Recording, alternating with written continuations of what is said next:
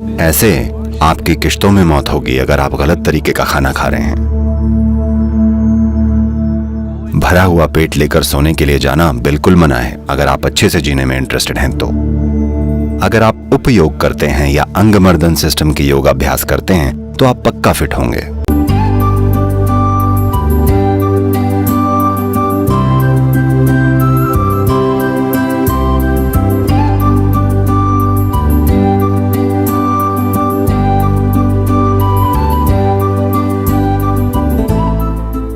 अब खाने की बात है तो भारत में कुछ हद तक ये समझ रही है, जो कि कुछ हद तक आज भी है, लेकिन दुर्भाग्य से हमारी मॉडर्न स्कूली पढ़ाई इसको पूरी तरह मिटाते जा रही है।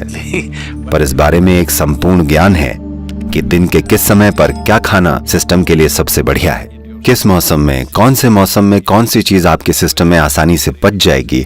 इस तरह से विस्तार में एक पूरा का पूरा सांस्कृतिक पहलू है। बिना जरूरी संवेदनशीलता के खाना खाना, आप में न तो खाने को लेकर न ही समय को लेकर कोई संवेदनशीलता है। आप बस जो सामने आता है खा लेते हैं। आपको ऐसा करने की बहुत बड़ी कीमत चुकानी पड़ेगी, इसमें कोई संदेह ही नहीं है।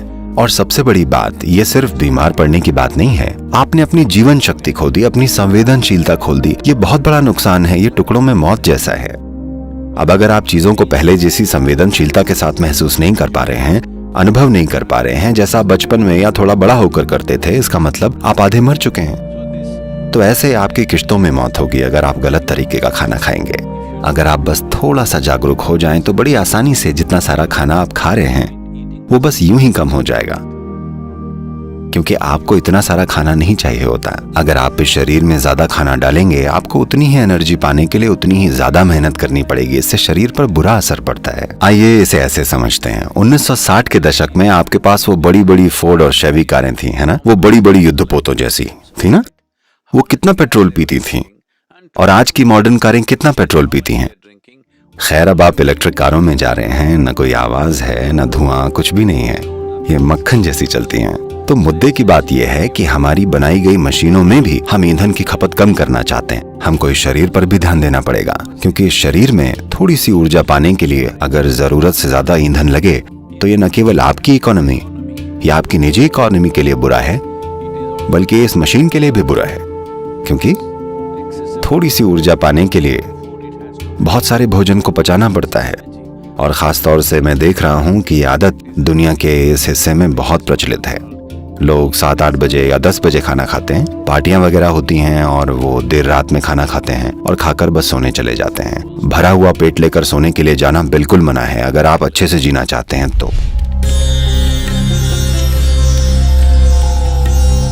उपयोग नाम की एक चीज होती है, यानी छोटा योग, या कुछ कारगर प्रक्रियाएं होती हैं जिनका अध्यात्म से कुछ लेना देना नहीं होता।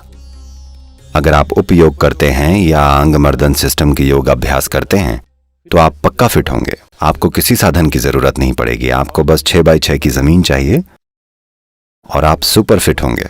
आप मसल्स बना सकते हैं, इसमें सब कुछ है। बस इतना है कि आप ऐसे नहीं होंगे, आप ऐसे नहीं बनेंगे। बहुत सारे लोग ऐसे बन गए हैं और उन्हें लगता है वो फिट हैं, मुझे लगता है वो जकड़ गए हैं।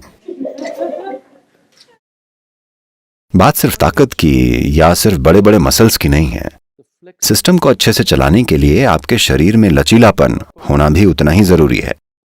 योग में हम केवल मांसपेशियों की ताकत या शरीर के ढांचे को ही नहीं देखते, शरीर के अंगों की सेहत बहुत महत्वपूर्ण है। So the system is evolved so that there is organ health. It's very important the body is flexible and usable. तो इस सिस्टम को विकसित किया जाता है ताकि अंग स्वस्थ हों। ये बहुत महत्वपूर्ण है कि शरीर लचीला और इस्तेमाल लायक हो। फिटनेस और खुशहाली का मतलब ये नहीं है कि आप बड़े बड़े मसल्स बनाकर ऐसे ट्रेडमिल पर चलें, नहीं।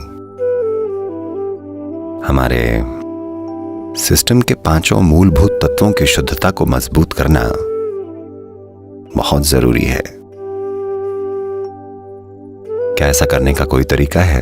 हाँ, कुछ खास तरीके हैं जिनसे हम ऐसा कर सकते हैं। फिलहाल एक आसान तरीका है, मिट्टी और पानी और पौधों के साथ रहकर काम कीजिए और खुले में रहिए। इतने से ही कुछ होने लगेगा। लेकिन योग में कुछ विशेष तरीके भी हैं। असल में Most of the yoga is just that. Bhuta Shuddhi, to cleanse the elements.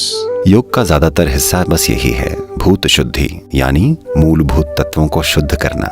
तो अपने सिस्टम में मूल तत्वों की संरचना में शुद्धता लाए बिना, चाहे आप अपने आप को कितना भी मजबूत मानते हो, जीवन के मायनों में आप मजबूत नहीं हैं।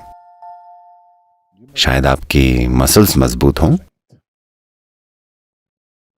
पर वो आपको जीवन के कुछ विशेष पहलुओं में बचा नहीं पाएंगी।